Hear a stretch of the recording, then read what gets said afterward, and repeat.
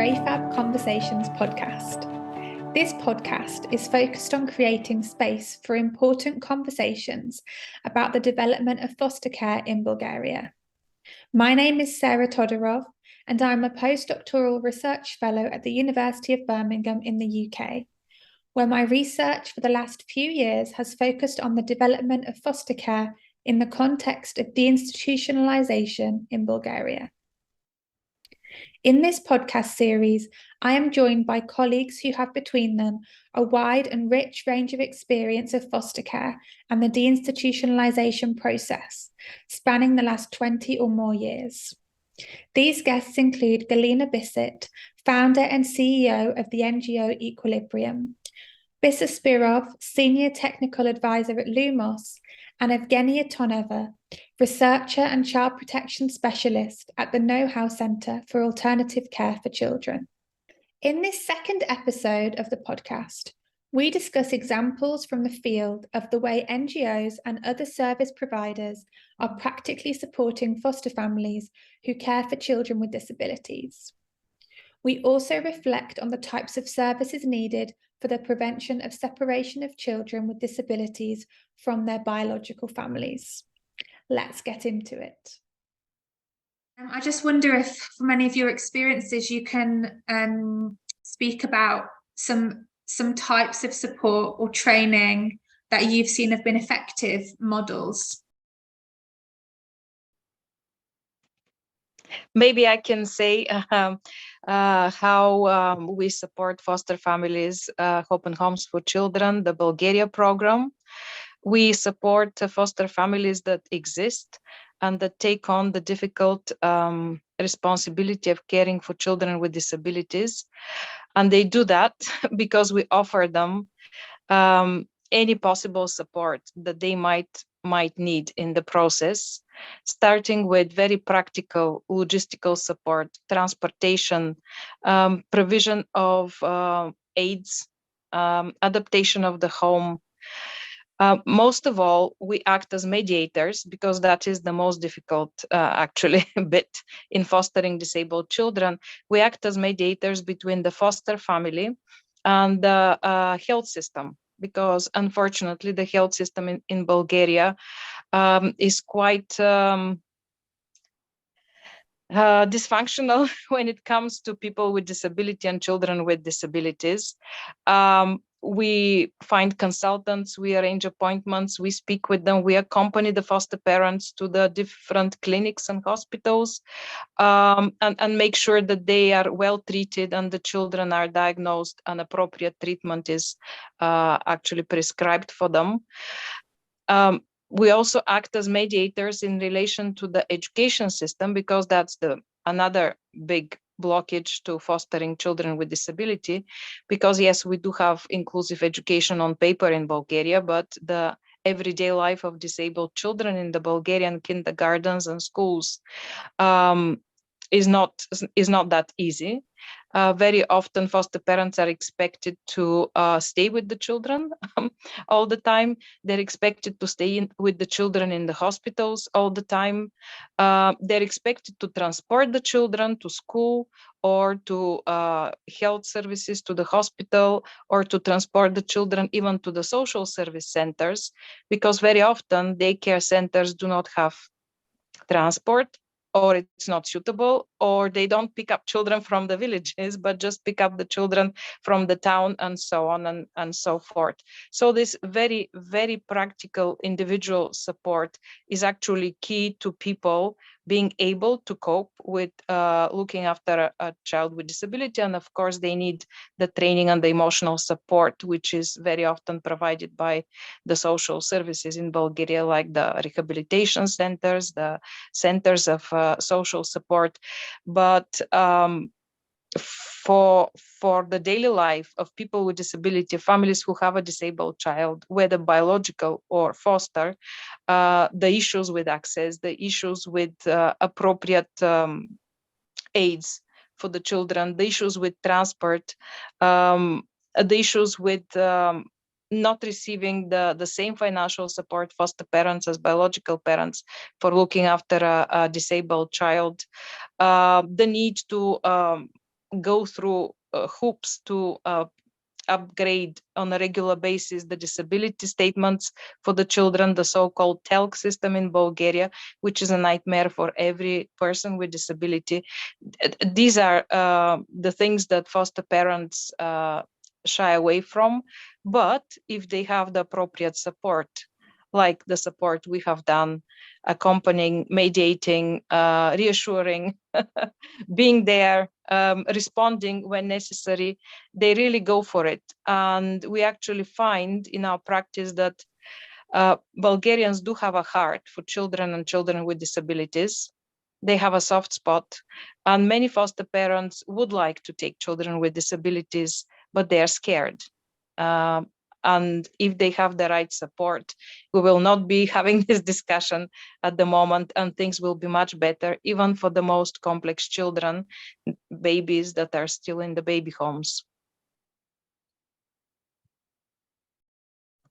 Yeah, I'm completely, and actually, I think Galina described everything very well. I'm afraid that I don't have to add anything new, because really the support, I said before, the support, it seems to be the most important thing.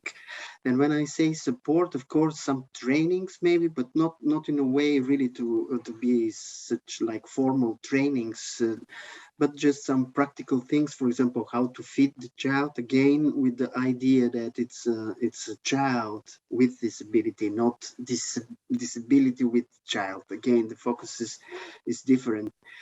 And I think that really this is the key. If the families agree with Galina that they want to take, there are families who want to take children with disabilities, to take care for them in their families, but they just scared from the system, because sometimes not even from the child so much, but from the system who has to support them, because sometimes it's bureaucratic. It takes a lot of time with all these things that, for example, to apply for some suitable supporting aid, shoes, or I don't know, any kind of things, or wheelchair. And again, for me, the key word in foster care is support for the families in all daily, in all aspects of the daily life, not just to make one training in 1 year, or to bring together some families on a seminar, or even on some nice activity,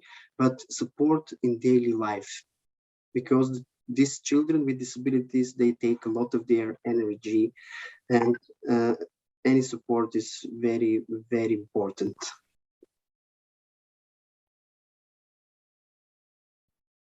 So the support that you both described, Gali and Bissa, on a practical level, is very interesting. It's really incredible that families have been supported and continue to be supported to take on children with disabilities, but my guess is that it's not, the provision of this kind of support is not present across the country, and that it's in certain areas where there are organisations like Hope and Homes working, and other smaller grassroots provision to support these foster families. And I also understand that at a policy level, this kind of support should be existing for foster families, but in some way it's not transferring to practice. And I just wondered, Evgenia, from your experience of evaluating the development of foster care and the establishment of the institutionalization of care in Bulgaria, if you've got any comments about the way that we can be moving from what's in policy supposed to be happening, but in practice where there's a gap and we're not seeing that.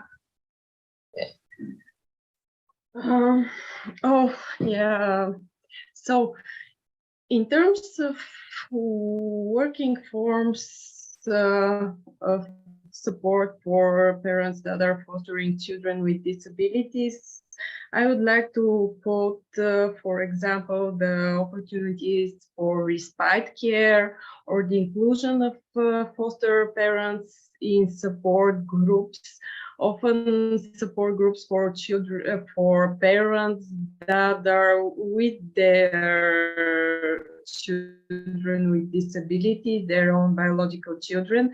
So from my experience as a researcher, I know that these forms of supports are especially valued by foster parents in Bulgaria. But as you said, the problem is that they're not universally present across the country, but rather they have been provided upon request from the foster parents to those organizations which are willing to listen to the needs of the foster parents that they are supporting. And these organizations, and widely speaking, these providers of the foster care service are not that much. And in this sense, I would say that politically speaking, one of the problems is the lack of interest in the experiences of foster parents who take care of children with disabilities. The lack of interest in analyzing this experience and using it to plan further for what is needed for them to actually provide better care and even to stay in the field of fostering, which is quite an issue right now. So this lack of analysis and lack of evaluation of the practices is actually a result of the wider lack of strategic thinking, I would say, in the field of managing foster care in Bulgaria generally. I also would like to add, if I may, that I think I like all this idea and approach of holistic system, that we can't just separate foster care from the whole reform and whole transformation of the system, relate services for children with disabilities, for others with disabilities, family support services, because it is inevitable all these things interrelates and interreflect each other. I always have understanding that children with disabilities have very important and special role in our societies, because they are something like magnifying glass which shows the problems in the system, which of course are problems and challenges for other children which are not with disabilities. Because when we see what's happened with a child in foster family or in the family, one of the big problem is this lack of support, which also mean lack of services, these universal services. Again, not to repeat Gali, but inclusive education, health, access to health services. If they are functioning better, this will be very, very important support, not only for foster families, but for families for children with disabilities. And maybe there will not be a big percentage of abandoned children with disabilities from their own families. The prevention will be the prevention is provision of these universal services, not only some specific services. And I think that this is really something which development of the services has to be something something like cornerstone on the politicians and all the strategies for development of any more specific type for children with disabilities or any kind of vulnerable children. It doesn't matter if we are talking for foster families or we are talking for family support services or any other, or for children with delinquency or very difficult and challenging behavior. And this is something which still I think we all participated in this big discussion and working group regarding the new law for social services, which is not new already few years is implementing in the practice, but I think that still in this field, Bulgaria and all the professionals, the systems has to think about how to provide the services which really support children to stay in the family and in the community. But this means that this is also support for the families to take care for their children. Because actually this is really part of the UN Convention for the Rights of the Children, that the parents are responsible for children and they have to take good care, but the government, the state, has to support parents. And these services has to really to be accessible for children with disabilities as much as possible, because this is really very big support for families, foster families, and biological families. Yeah, it strikes me, Bisser, that as we're discussing these issues and we're talking about them in the context of foster care, because unfortunately the reality is that in the social service system in Bulgaria, who are separated already from parental care, and there continues to be children separated. So foster care has a really big need for development. But at the same time, a lot of the things that we're talking about, I think, are not only relevant for foster families. The need for developing support in the community at local levels is also for biological families. And a lot of these, there's a lot of commonalities between, okay, how do we keep children with their biological family? And the same kinds of support may be needed for biological families to keep their children as for foster parents to be able to look after children who are already separated or unable to stay with their families or in the process of being reintegrated. I wonder if anybody else has any comments about that. I don't know whether it is surprising, but it's quite fascinating how similar the experiences of biological parents of children with disabilities and the experiences of parents who are fostering children with disabilities are. I mean, they share that much. And the challenges, the everyday struggles, the skills that they develop, the very way they look at the world around them from the perspective of someone who is taking care of a child that is so much dependent and reliant on her or him is really very important. So that is why I said as a good example of support practice, that support group or that mix up, let's say these two type of parents are very, very successful and very valuable for parents in Bulgaria.